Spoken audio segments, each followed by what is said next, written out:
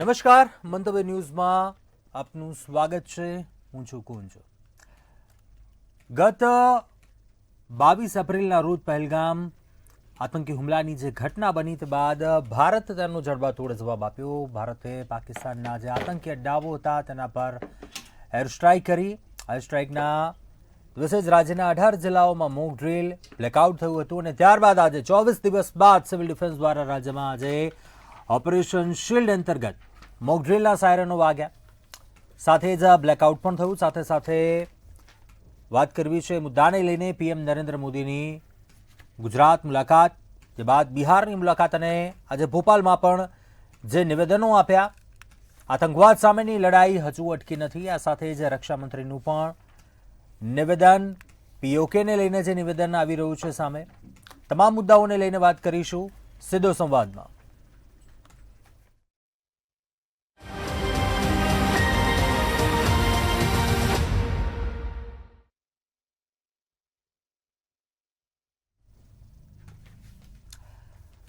તો વાત કરવી છે સીધો સંવાદમાં મોક ડ્રીલ 2.0, જે સરહદી રાજ્યો છે, અનેક જે જિલ્લાઓ છે ત્યાં આ પ્રકારની મોક ડ્રીલ આજે કરવામાં આવી. આ પહેલા વહીવટી કારણોસર મોક ડ્રીલ હતી તેને રદ કરવામાં આવી હતી, જે બાદ આજે આ મોક ડ્રીલનું આયોજન કરવામાં આવ્યું છે. આ સાથે સાથે એ મુદ્દાઓને લઈને પણ વાત કરવી છે. પીએમ નરેન્દ્ર મોદીએ જ્યારે ગુજરાતની મુલાકાત લીધી તે બાદ બિહારની મુલાકાતમાં પણ ઘણા એવા સૂચક નિવેદનો આપ્યા છે. આતંકવાદના ખાત્માને લઈને નિવેદન આપ્યા. સાથે રક્ષામંત્રીએ પણ જે નિવેદન આપ્યું કે હવે જેવો વાત થશે પીઓકેના મુદ્દા ઉપર જ વાત થશે, તે તમામ મુદ્દાઓને લઈને વાત કરી છે. આ સાથે અનેક એવા ઘણા એવા મુદ્દાઓ પણ છે. બીજી તરફ 56 જિલ્લા સાંસદોનું જે ડેલિગેશન છે તે પણ વિદેશમાં છે અને પાકિસ્તાનને ક્યાંક ઉઘાડું પાડવામાં આવી રહ્યું છે. પાકિસ્તાન આતંકવાદને પોષી રહ્યું છે. IMF તરફથી જે લોન સહિતના ઘણા એવા મુદ્દાઓને લઈને વાત છે, પરંતુ પાકિસ્તાનને ક્યાંક તેનો ચહેરો છે તે વિશ્વના અન્ય દેશો છે તેને બતાવવામાં આવી રહ્યા છે. આ તમામ મુદ્દાઓને લઈને વાત કરીશું આજે આ ખાસ ચર્ચામાં. અત્યારે આપણી સાથે ગેસ્ટ જોડાયા છે. શૈલેષભાઈ પરમાર, ભાજપ નેતા છે. રાજેશભાઈ ભાટા, નિવૃત્ત ચીફ ફાયર ઓફિસર છે. સર, આ બંનેનું સ્વાગત છે. સૌપ્રથમ રાજેશ સર, આપને જે પ્રશ્ન કરવા માંગુ છું, મોક ડ્રીલ 2.0, આ સાવચેતીની મોક ડ્રીલ આપણે કહી શકીએ. શું એવા ખાસ પગલાં ધ્યાનમાં લેવામાં આવે છે? શું મેસેજ ક્યાંક સમાજ પણ, સોસાયટી પણ જાગૃત થાય? શું કહેશો? આ ખૂબ અગત્યની બાબત છે કે જ્યારે આપણે મોક ડ્રીલ 2.2 કરી રહ્યા છીએ, પ્રેક્ટિસ મેડ મેન્સ પરફેક્ટ, કે જેટલી વધુ પ્રેક્ટિસ થશે ત્યારે આવી કોઈ પણ આકસ્મિક પરિસ્થિતિ ઊભી થાય, યુદ્ધની પરિસ્થિતિ હોય કે અકસ્માતની વ્યક્તિગત પરિસ્થિતિ હોય, જેટલી મોકડ્રીલની પ્રેક્ટિસ કરી હશે એ વખતે હકીકતે જ્યારે એક દુર્ઘટના કે યુદ્ધની પરિસ્થિતિ હશે તો ઓછી જાનહાનિથી, ઓછી ઈજાથી વધારે સારા પરિણામ આપણે આપી શકીશું. લોકોની જાનહાનિ ઓછી કરી શકીશું, નુકસાન આગળ થતું અટકાવી શકીશું. એ માટેના જે સિક્વન્સ વાઇઝ જે આપણે પ્રયત્નો સરકારશ્રીના ચાલે છે એ પ્રમાણે આ મોકડ્રીલ કરાવવામાં આવે છે. લોકો એનાથી જાગૃત થાય વધુને વધુ. લોકો આ ફક્ત એક દિવસ પૂરતું કે અમુક સમય કલાક પૂરતીની વસ્તુ નથી. આ મોક ડ્રીલથી એ લોકો સતત બીજાને પણ જાગૃત કરવાના છે. જે સિક્વન્સથી શીખવાડવામાં આવે છે કે જે આવી કોઈ પણ પરિસ્થિતિ થાય, ડ્રોન હુમલો થાય, મિસાઇલ એટેક થાય કે કોઈ ઇન્ટરનલ 1-to-1 એપ્રોચમાં જ્યારે કોઈ બી ઘટના બનતી હોય ત્યારે ઈજા થવાની શક્યતા, આગ લાગવાની શક્યતા, એ આપણે તમામ સંજોગોમાં સફળતાપૂર્વક બિલ્ડિંગની અંદર રહેલા ફસાયેલા લોકોનું ઇવેક્યુએશન કેવી રીતે કરાવડાવવું, એ લોકોને એસેમ્બલી પોઈન્ટથી સલામત સ્થળે કેવી રીતે ખસેડવા, ઈજાગ્રસ્તોને સારવારના કેન્દ્રો સુધી, ફર્સ્ટ એડ સેન્ટર કે હોસ્પિટલ સુધી કેવી રીતે પહોંચાડવા, અને આગ લાગી હોય તો ફાયર ફાઇટિંગ કે આપણે રેસ્ક્યુ વર્ક કરવાનું હોય તો ફાયર સર્વિસે કેવી રીતે કરવાનું, એ માટે હોમગાર્ડ, સિવિલ ડિફેન્સ અને ફાયર સર્વિસ, આપણે ત્રણેયના સંયોજનથી સ્થાનિક પોલીસ અને વહીવટી પ્રશાસન, આ બધાના સંયોગથી જ્યારે આ એક્સરસાઇઝ કરવામાં આવે તો ખૂબ સારી બાબત છે. આ ફ્રિકવન્ટલી કરવી જોઈએ, અવારનવાર કરવી જોઈએ અને લોકોએ પણ એમાં જાગૃત થઈ ગંભીરતાપૂર્વક કે એક આ સમયોચિત કોઈ એક્સરસાઇઝ નથી, આ કાયમ જીવનમાં જિંદગીભર ઉતારવાની બાબત છે, તો એને સ્વીકારી અને આગળની કાર્યવાહી કરવી જોઈએ. વિરમભાઈ,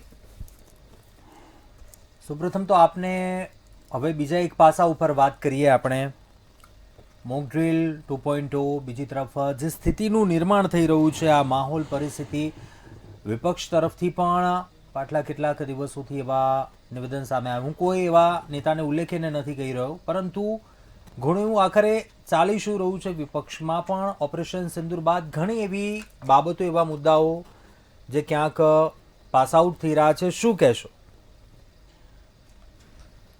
સૌ પ્રથમ તો આપણે જે મુદ્દા ઉપર આપણે વાત કરી રહ્યા છીએ કે મોક ડ્રીલ ફરી કેમ, તો જેમ ભટ્ટ સાહેબે બહુ સારી વાત કરી કે અવેરનેસ લોકોમાં લાવવી જરૂરી છે. અને અમુક દેશો તો એવા પણ છે કે જ્યાં ત્યાં એ લોકોને લશ્કરી તાલીમ પણ આપવામાં આવે છે દરેક ફરજિયાતપણે, એટલે ખૂબ જરૂરી છે અવેરનેસ.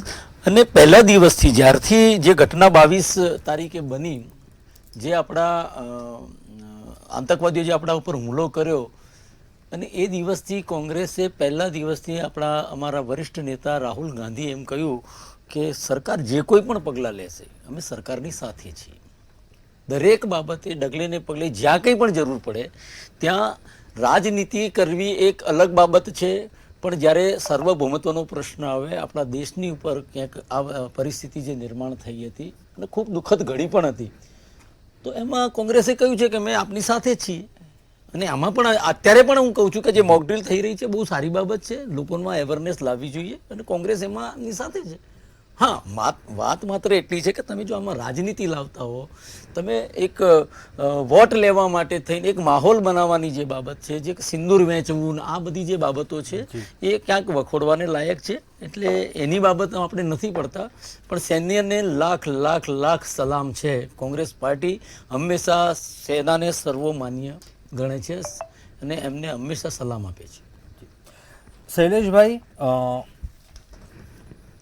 પીએમએ ગુજરાત મુલાકાત લીધી, બિહારની મુલાકાત, આજે ભોપાલમાં પણ કાર્યક્રમમાં આના અનેક સંબોધનો, ઘણા એવા નિવેદનો, સૂચક એવો મેસેજ પાસ આઉટ થઈ રહ્યો છે. સાથે બીજી તરફ મોક ડ્રીલ આજે થઈ રહી છે. શું સ્થિતિનું, માહોલ પરિસ્થિતિનું નિર્માણ થઈ રહ્યું છે, શું કહેશો?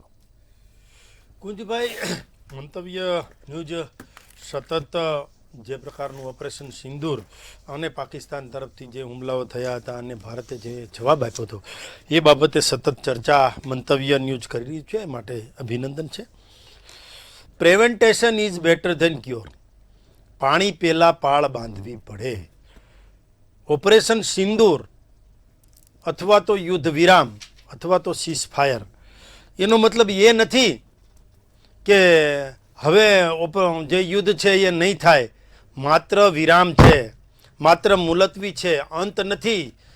એ ત્યાંથી માનો કે ગોળી ફેંકશે તો અહીંથી ગોળાઓનો વરસાદ કરવાની પણ આપણી સૈન્યની ત્રેવડ છે. ઓપરેશન સિંદૂર જે પ્રકારે ઈંટનો જવાબ પથ્થરથી આપ્યો છે સૌ કોઈ જાણે છે. નરેન્દ્રભાઈ મોદી જે કહે છે એ કરે છે, જેટલું કરવાનું હોય એટલું જ બોલે છે, અને જે બોલે છે એ કરી બતાવે છે, કારણ કે આ સરકારની નીતિ અને નિયત બંને સાફ છે. રાજસ્થાન હોય, ભોપાલ હોય, પંજાબનો વિસ્તાર હોય કે સમગ્ર દેશ હોય, મોક ડ્રીલ છે એ લોકો માટેની અવરનેસ છે. હમણાં વિરમભાઈ ખૂબ સારી વાત કરતા હતા કે મોક ડ્રીલ થવી જોઈએ અને સૈન્ય પ્રત્યેની જે જાગૃતતા છે એ પણ આવે છે. અને પાડોશી દેશ જે છે એ કુંજભાઈ વિશ્વાસ કર્યા જેવો તો નથી જ ને. જે પ્રકારે ભૂતકાળમાં પણ આપણે જોયું છે, આ તો સારું છે કે નરેન્દ્રભાઈ મોદીનું દૂરંદેશી નેતૃત્વ છે, અને જે પ્રકારે આપણે એર સ્ટ્રાઇક કરી એ પણ સફળતાપૂર્વક કરી, જે પ્રકારે સર્જિકલ સ્ટ્રાઇક કરી એ પણ સફળતાપૂર્વક પાર પાડી, અને છેલ્લે ઓપરેશન સિંદૂર એટલે કે મિસાઇલ સ્ટ્રાઇક કરી એ પણ સફળતાપૂર્વક પાર પાડી. પણ આપણો હેતુ શું છે? આપણો હેતુ જે છે એ આતંકવાદ વિરુદ્ધની નીતિ, ઝીરો ટોલરન્સથી આતંકવાદની નીતિને લઈએ છીએ, ઝીરો ટોલરન્સ. અને સાથે સાથે આપણે માનો કે પાકિસ્તાન ઉપર હુમલા કર્યા તો એમનો સિવિલિયન એટલે સામાન્ય નાગરિકને નુકસાન ન જાય, અને એમના આતંકવાદી અડ્ડાઓ જે છે 9 જેટલા અડ્ડાઓ તો ઓપરેશન સિંદૂરમાં પૂરા કરી દીધા, અને હજુ પણ કાંઈ કાકરી ચાળો કરશે અથવા તો સળી કરશે તો એ સળીનો જવાબ પણ આપવામાં આવશે. આ નવું ભારત છે. નવા ભારતની સામે જ્યારે પાકિસ્તાને આંખ ઊંચી કરવી હોય તો વિચારવું પડે, પાકિસ્તાન પોતાના દેશમાં જ ઘેરાયેલું છે. એ બલુચિસ્તાન હોય, સિંધ પ્રાંત હોય, પંજાબ હોય કે પેશાવર હોય, બધું જ જુદું છે. અને પાછું અફઘાનિસ્તાનનો જે હુમલો થાય છે એ જુદું. ભારતના રાજકીય ક્ષેત્ર જે છે ને રાજનેતાઓ જે છે ને ખાસ કરી અને નરેન્દ્રભાઈ મોદી અને સરકારની ટીમ એમણે સેનાને ખુલ્લી સ્વતંત્રતા આપી છે. એ પ્રકારે જે પ્રકારે બંધારણમાં જોગવાઈ છે અને આપણા બંધારણનું હનન ન થાય એ પ્રકારે પાડોશી દેશ ઉપર જેટલા હુમલાઓ અને જે કાંઈ કરવું પડે એ કરજો. સાથે સાથે આપણું 2 ડેલિગેશનો પાછા વિદેશ ગયા છે. એમાં શશી થરૂરજી પણ ગયા છે. એમણે પણ ભારતના ખૂબ વખાણ કર્યા છે. પણ આમ તો જે પ્રકારે વિદેશમાં જતા હોય ને ત્યારે આવું જ હોય છે કુંજભાઈ. કારણ કે ભૂતકાળમાં ઇન્દિરા ગાંધીજીની સરકાર હતી અને અટલ બિહારી વાજપેયી એ વિદેશમાં ગયા હતા જ્યારે ભારત વતી, ત્યારે એ અધ્યક્ષ તરીકે ત્યાં નિમાયેલા હતા અટલ બિહારી વાજપેયી. ત્યાંના કોઈ ગેરહાજર છે તો ત્યાંના વિદેશના ડેલિગેટ આવીને પૂછ્યું ભારત વિશે, તો અટલ બિહારી વાજપેયી ઇન્દિરા ગાંધીની સરકાર હોવા છતાં ભારતના મોફેટ વખાણ કર્યા હતા, ખૂબ વખાણ કર્યા હતા, ભારત માટેની સારી સારી વાતો કરી હતી. આ છે આપણા દેશની સંસ્કૃતિ. આપણે તો વસુદેવ કુટુંબકમમાં માનીએ છીએ. એટલા માટે જ્યારે વિદેશમાં જતા હોય, ઘરની વાત ઘરમાં છે કુંજભાઈ, પણ જ્યારે વિદેશમાં જતા હોય ત્યારે શશી થરૂર હોય કે એઆઈએમઆઈએમના નેતા હોય, જે અસદુદ્દીન ઓવૈસી હોય, કોઈ પણ હોય, અહીંથી જ્યારે ભારત તરફથી મોકલા હોય ત્યારે ભારત માટેની જ વાત કરતા હોય છે. અને એ માટેનું ગૌરવ પણ હોવું જોઈએ. ભારત માતાને પરમ વૈભવના શિખર ઉપર સ્થાન અપાવવા માટે જે પ્રકારે સૈન્ય મહેનત કરે છે, જે પ્રકારે વહીવટી પાંખ મહેનત કરે છે, જે પ્રકારે કેન્દ્રની રાજનીતિની પાંખ મહેનત કરે છે, જે પ્રકારે આપણી નીતિ રીતિ જે છે અને સાર્વભૌમત્વ જે છે એ માટે બધા મહેનત કરે છે. અને નાગરિકો પણ જ્યારે સરકારની સાથે હોય ત્યારે ઓપરેશન સિંદૂર જે રીતે સફળ થયું છે એમ છતાં પણ પાકિસ્તાન ઉપર વિશ્વાસ ન રાખી શકાય. એટલા માટે સજાગ રહેવા માટે આપણે મોક ડ્રીલ પણ કરીએ છીએ. જી જી જી રાજા સાહેબ, આપને પ્રશ્ન કરવા માંગુ છું. પાછા મોક ડ્રીલના મુદ્દા ઉપર આવે. હાલ ઓપરેશન સિંદૂર બાદ જે પરિસ્થિતિનું નિર્માણ થયું હતું, યુદ્ધ જેવી સ્થિતિ, પરંતુ હાલ સ્થિતિ અંકુશમાં છે. પરંતુ આપણે સરહદી જિલ્લાઓની વાત કરીએ, એ સમયગાળા દરમિયાન મોક ડ્રીલ પહેલાં જ આ સ્થિતિ સર્જાઈ ગઈ હતી. પરંતુ એવા એ જિલ્લાઓ છે, ખાસ કરીને સરહદ ઉપર આવેલા એવા જિલ્લાઓ, સાયરન અને અંધારપટની આ પરિસ્થિતિને હજુ પણ કેટલી એ સમજવાની જરૂર છે લોકોને. શું પ્રાથમિક ધોરણે એ ખ્યાલ રાખે, લોકો સુધી એ વાત પહોંચાડવાની એ જરૂર હોય? શું કહેશો તે એવી બાબતોને લઈને લોકોને એ બાબતે સંદેશો આપવો હોય તો? થોડોક ભૂતકાળને વાગોળીએ તો 1971ની યુદ્ધની પરિસ્થિતિનો હું બાળપણનો સાક્ષી રહેલો છું. એ વખતે જે કંઈ પણ સમજ હતી એ ઉંમરમાં, અને એ વખતે જે કાર્યવાહી કરાઈ હતી, અને અત્યારે જેની ચર્ચા ચાલે છે કે બ્લેકઆઉટ કરવો, પોતાના ઘરની આગળ ખાડા ખોદવા, અને આવી કોઈ પણ એર રેડ થાય કે આવી કોઈ પણ વોર્નિંગ સાયરન વાગે તો ટોટલ બ્લેકઆઉટ કરી અને તમારે બંકર જેવી પરિસ્થિતિમાં, જે ખાસ કરીને સરહદીય વિસ્તારો છે, સરહદી વિસ્તારના જેટલા ગામડાઓ છે કે ત્યાં આગળ બ્લેકઆઉટનો સંપૂર્ણપણે સંયમતાથી શિસ્તબદ્ધ રીતે પાલન કરવું. ઘરની અંદરના કાચ બધા એકદમ કાળા કરી દેવા, અંદર કોઈ બી લાઇટ પ્રગટાવી નહીં, સહેજ પણ એવો કોઈ અણસાર લાઇટનો દુશ્મન દેશને જાય નહીં કે જેના કારણે એ લોકોને લોકેશન ટ્રેસ કરવામાં સરળતા રહે. હવે એમાં પણ આધુનિકતા ઘણી બધી આવી ગઈ છે. ઘણા બધા રડાર્સ ને ઘણા બધા સેન્સર્સ છે કે જે ઇઝીલી તમારા લાઇટને ટ્રેક કરી શકે. એવી રીતે આપણે પરિસ્થિતિમાં જે બ્લેકઆઉટનો સંદેશો આપવા માગીએ છીએ કે તમામ વિસ્તારમાં જ્યારે તમને વોર્નિંગ સાયરનથી સિગ્નલ્સ આપવામાં આવે તો એ સિગ્નલ્સનો ફોલોઅપ કરો, બ્લેકઆઉટ કરો. જે તમને દિશા નિર્દેશ આપ્યો છે એ જગ્યા ઉપર સલામતીની જગ્યા ઉપર પહોંચી જાઓ. અને જ્યાં સુધી હવે ભયમુક્ત થયા નથી ત્યાં સુધીનો સાયરન વાગે નહીં કે ઇન્ટિમેશન આપવામાં ના આવે ત્યાં સુધી તમે સંયમતાપૂર્વક એ જગ્યા ઉપર જ રહો, આપેલી સૂચનાનું પાલન કરો. ડિસ્ટ્રિક્ટ એડમિનિસ્ટ્રેશન, સિવિલ ડિફેન્સ અને હોમગાર્ડ એ વખતે અલ્ટ્રાસ્ટ્રોક સાઇડ ઉપર હોય છે. બીજું ખાસ કરીને કુંજભાઈ એ કહેવું છે કે આ જે છેલ્લો એપિસોડ જે સ્ટ્રાઇકનો થયો એમાં પાકિસ્તાને ઘણા સરહદી વિસ્તારમાં અને ખાસ કરીને પંજાબ એરિયામાં ડ્રોનના અમુક ઘણા એ લોકો આપણા રડારે તોડી પાડેલા અવશેષો પડ્યા, ઘણા એવા અનડિફ્યુઝ બોમ્બ પણ મળ્યા. આવી કોઈ બી ઘટના બને તો સ્થાનિક લોકોએ એને અડક્યા વગર જે બી ડિસ્ટ્રિક્ટ એડમિનિસ્ટ્રેશન પાસે છે એને તરત એની જાણ કરે, એને અડકે નહીં. ડિસ્ટ્રિક્ટ એડમિનિસ્ટ્રેશન જે બી સંબંધિત એના ટેકનિકલ એક્સપર્ટ છે ત્યાં આગળ બોમ્બ ડિફ્યુઝલ આપણે સ્કોડને એની જાણ કરતું હોય છે અને એ લોકો આવી પોતાની સલામતી સાથે અને ડિફ્યુઝ કરવાની કાર્યવાહી કરતું હોય છે. એ વખતે ઉત્સુકતાવશ લોકો ત્યાં બાજુમાં ટોળે વળીને ઊભા હોય છે. આ બહુ સંયમ રાખવાની વસ્તુ છે કે આવી કોઈ બી ઘટના બને તો બીજો અકસ્માત ના થાય. જ્યારે તમે બોમ્બ ડિફ્યુઝ કરતા હો ત્યારે અકસ્માત થવાની પૂરેપૂરી શક્યતા રહેતી હોય છે. એ ના બને એ માટેનો સલામતીનો આપણે તમામ પ્રયાસ કરીને જ્યારે ટેકનિકલ એક્સપર્ટ એ દિશામાં કામ કરતા હોય તો લોકોએ સલામત અંતર રાખવું જોઈએ, એને છેડછાડ નહીં કરવી જોઈએ. એ ડિફ્યુઝ થઈ ગયેલું હોય, નાશ પામેલું બી ત્યાં આપણે યંત્ર પડ્યું હોય તો એને પણ અડકવાની જરૂર નથી.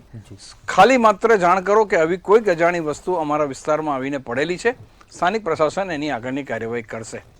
તો આ તકેદારી સાથે જે કંઈ બી સિક્વન્સ આપેલી છે એ આપણે સિક્વન્સમાં ઈજાગ્રસ્તોને સિવિલ ડિફેન્સ કે હોમગાર્ડ મારફતે પહોંચાડવા, આગ લાગી હોય તો ફાયર સર્વિસ એનું કામ કરતું હોય છે કે જે બિલ્ડિંગોમાં આગ લાગી હોય તો ત્યાં આગળ પહેલાં તો સૌથી પહેલાં ફસાયેલાને બહાર રેસ્ક્યુ કરે અને આગ બુઝાવવાની કાર્યવાહી કરતી હોય છે. જી વિરમભાઈ, હવે રાજકીય એક બીજા પાસા ઉપર પણ નજર કરીએ. કોંગ્રેસની સ્થિતિ, આપના પણ સાંસદો જે ડેલિગેશન છે વિદેશ પ્રવાસે છે, દિગ્ગજ વિપક્ષના પણ નેતાઓ છે તેમના પણ નિવેદનો, એમાં પણ શું ચાલી રહ્યું છે? શું કોઈ એવો મતભેદ છે? આપણા રાહુલ ગાંધીજી તરફથી પણ ઘણા એવા પ્રશ્ન ઉઠાવવામાં આવ્યા, સોશિયલ મીડિયા ઉપર પણ એ પ્રશ્ન કરવામાં આવ્યા.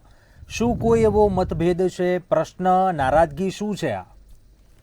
આમાં કોઈ નારાજગી ન હોઈ શકે, પણ એઝ એ વિરોધ પક્ષ તરીકે તમારે સરકાર જે કોઈ પણ સત્તામાં હોય એને વિરોધ પક્ષને વિશ્વાસમાં તો લેવો પડે. સર્વદલીય બેઠક બોલાવવાની જ્યારે વાત થઈ, સર્વદલીય બેઠક મળી, એની અંદર પીએમ ગેરહાજર રહ્યા છે. એ ચૂંટણી પ્રચારમાં જાય છે અને ચૂંટણી પ્રચારમાં પાછા જે ઘટના બની ગઈ છે એ ખૂબ દુઃખદ ઘટના છે અને ત્યાં ઠહાકા લઈ રહ્યા છે સ્ટેજ ઉપર ઊભા રહી. આ એક દેશના પ્રધાન, મારા દેશનો વડો છે, સન્માનીય છે મારા પ્રધાનમંત્રી, પણ જે રીતે એ સ્ટેજ ઉપર જઈ અને વોટ માગી રહ્યા હોય, સર્જિકલ સ્ટ્રાઇક, તો સવાલ તો ઉઠવાના જ છે બધા. અને સવાલે કેવા છે કે ભાઈ આપણે પૂછવી તો પડે કે ભાઈ આપણને કંઈ નુકસાન થયું છે? આ જે પ્રશ્નો હતા એને જ્યારે ઉઠાવવામાં આવ્યા ત્યારે ભારતીય જનતા પાર્ટીની જે પેલી મેસેજ, પેલી જે ગેંગ છે આખી, એ ગેંગ કોંગ્રેસને એમ કે દેશદ્રોહી છે. અમને સર્ટિફિકેટો તમે વેચવા માંડો છો. આજે અનિલ ચૌહાણે, જે આપણા લશ્કરી વડા છે એ સ્ટાફના, એમને આજે સિંગાપુરની અંદર વૈશ્વિક પત્રકાર પરિષદ જે હતી ને પત્રકાર પરિષદમાં જ્યારે સવાલ કરવામાં આવ્યો ત્યારે એમને સ્વીકાર્યું છે કે અમને નુકસાન થયું છે, અમારા વિમાન તૂટ્યા છે. અરે બીજાની વાત જવા દઈએ, આપણે લશ્કરની, ચલો તમે એ નથી માનતા લશ્કરને, કેમ કે લશ્કર માટે તો જે શબ્દ પ્રયોજવામાં આવ્યા છે, આપણા એરફોર્સ માટે થઈને પેલા પઠાનિયા જે ભારતીય જનતા પાર્ટીના ધારાસભ્ય છે એ એવું કે છે એ જે ઓન કેમેરા એ શબ્દ બોલી ના શકાય એવું અપમાનિત શબ્દનો ઉપયોગ કરે છે કે એરફોર્સ વાળા એ ઊંઘી રહ્યા હતા એ સેના માટે. અહીંના વિજય શાહ છે, એમને જે આપણા જે પેલા બેન હતી આપણે લશ્કરમાં, એમના વિશે એમ કીધું કે આતંકવાદીઓની બેન છે ને એમને જેમ એમની બેન સામે એમને ધરી દીધા. કેવા પ્રકારની ભાષા લશ્કર માટે કે. અને પાછા એક નાયબ મુખ્યમંત્રી ભારતીય જનતા પાર્ટીમાંથી, નાયબ મુખ્યમંત્રી મધ્યપ્રદેશના, એ એવી વાત કરે છે કે લશ્કર આપણું નતમસ્તક અને એમના ચરણોમાં હતું નરેન્દ્રભાઈ મોદીના. કયું તમે અપમાન, સન્માન આપવાની વાત છે? અપમાન વારંવાર, સેનાનું અપમાન તમે લોકો કરી રહ્યા છો અને દેશદ્રોહીના સર્ટિફિકેટ બીજી પાર્ટીને તમે આપવા બેઠા છો. કોંગ્રેસ પાર્ટી આ ભારત દેશની જ પાર્ટી છે. ઓપરેશન સિંદૂર બાદ જે મુલાકાતો થઈ રહી છે એમાં વિપક્ષને કઈ મુશ્કેલી છે, વિરોધ છે? કોઈ વિરોધ સેના માટે મુશ્કેલી હોય. મેં તમને શરૂઆતમાં જ કહ્યું કે સર્વભૌમત્વનો જ્યારે પ્રશ્ન આવે, આ દેશહિતની વાત જ્યારે આવે ત્યારે ખભે ખભો, એ તમે કારગિલ વખતે પણ સોનિયાજીએ કહ્યું હતું એ વખતે કે ભાઈ અટલ બિહારી વાજપેયીએ જે વાત કરી કે આર પાર કી લડાઈ હોગી, અને કોંગ્રેસે એ વખત બી એ જ કહ્યું હતું કે અમે તમારી સાથે છીએ.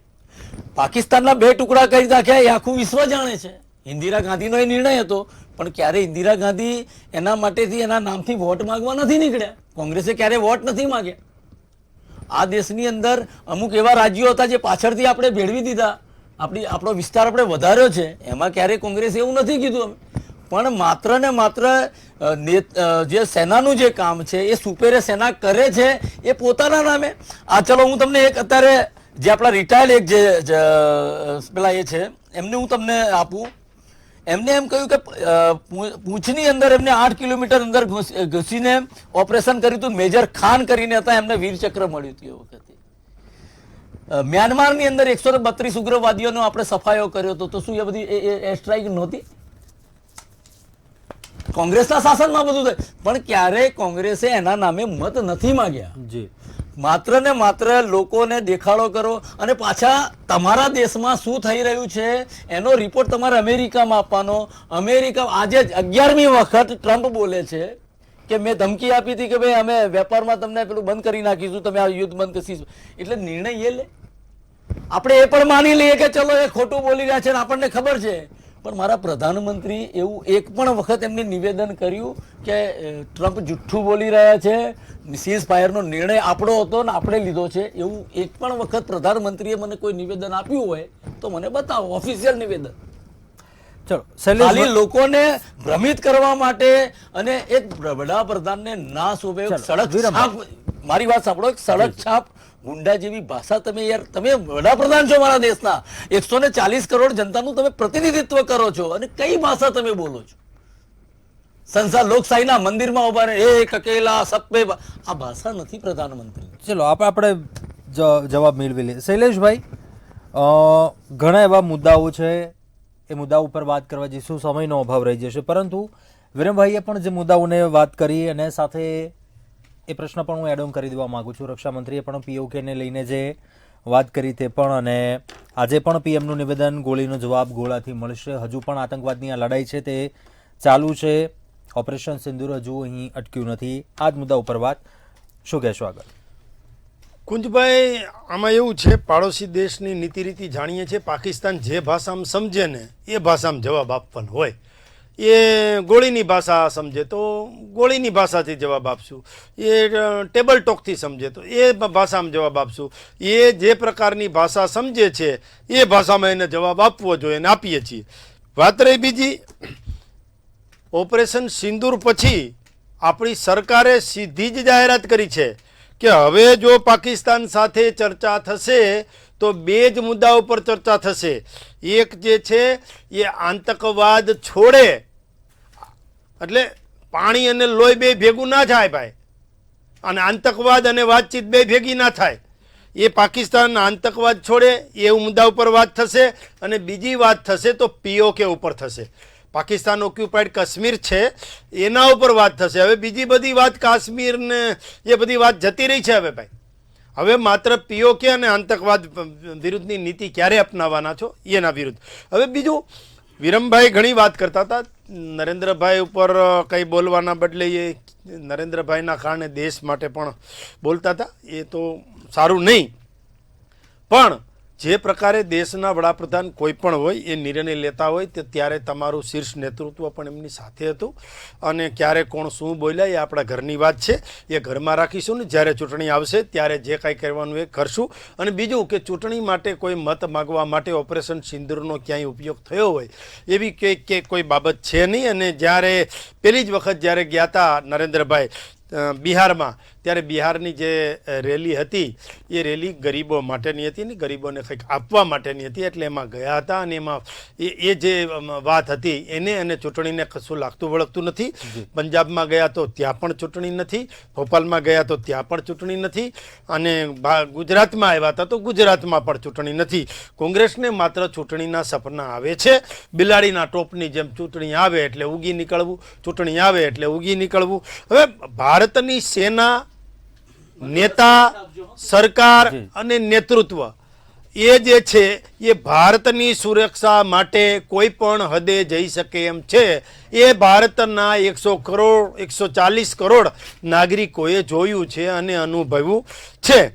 નરેન્દ્રભાઈ જ્યારે વિદેશ જતા હતા ત્યારે પણ કોંગ્રેસના લોકો કહેતા હતા શું વિદેશ જાય છે, શું વિદેશ જાય છે.